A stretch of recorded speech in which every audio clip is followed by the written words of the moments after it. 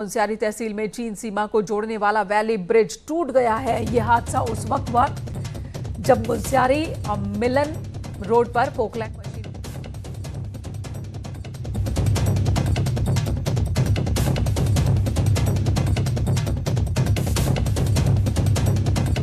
Munsiyari Milam road पर Poclain machine को एक ट्रॉला लेकर जा रहा था।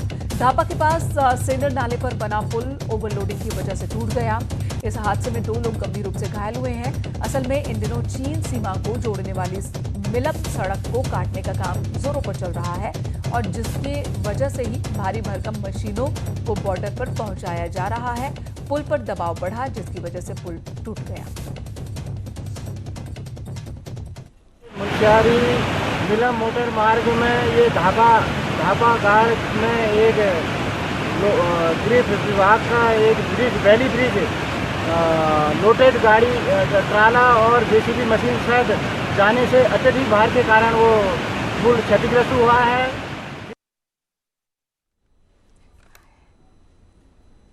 ये तस्वीर हम आपको दिखा रहे हैं कि पुल किस तरीके से यहाँ पर टूट गया।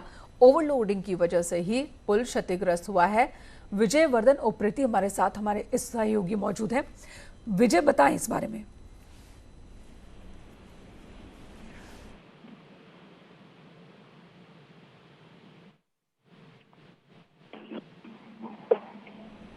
विजय, आवाज पहुंच रही है अब तक? जी मेनका जी, जानना चाहेंगे मिलम रोड ये कितना महत्वपूर्ण ये पुल और अब टूट गया, इसे बनाने में कितना वक्त लगेगा?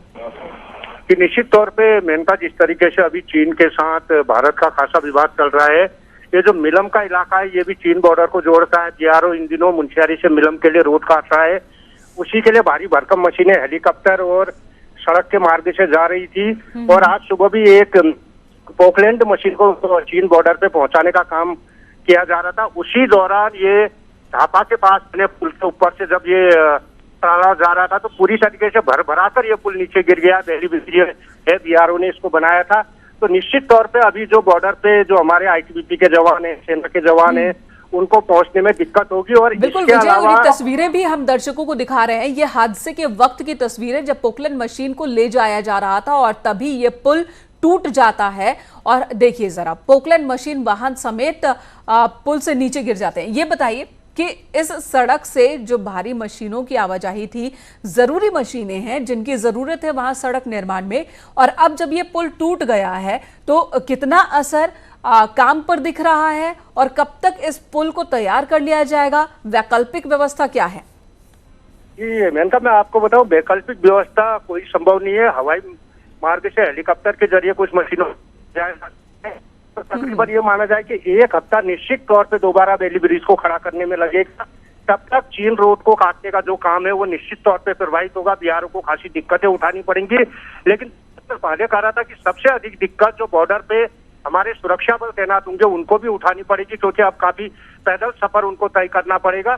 तो एक तरीके से बीआरओ के लिए मुश्किल हालात है, क्योंकि एक बड़ा वैली ब्रिज भरभराट में गिरा है। हालांकि इसमें गलती कहीं ना कहीं बीआरओ की है। इतनी भारी बिल्कुल ऐसा लगता है कि क्षमता से ज्यादा यहाँ पर ले जाया गया भारी वाहन को, जिसकी वजह से ही ये पुल टूटा है। धन्यवाद विजय इस वक्त पूरी जानकारी देने के लिए। तो जैसा कि हमारे सहयोगी बता रहे हैं कि कम से कम 1 हफ्ते का वक्त लग जाएगा इस पुल को ठीक करने में, फिर से बनाने में, और तब तक जो है वो परेशानी उठानी पड़ेगी यहाँ पर बीआरओ की टीम को, और जो निर्माण काम चल रहा है वो भी कहीं ना कहीं प्रभावित होगा। सड़क का जो काम चल रहा है यहाँ पर, तो पिथौरागढ़ की ये तस्वीर देखिए जरा।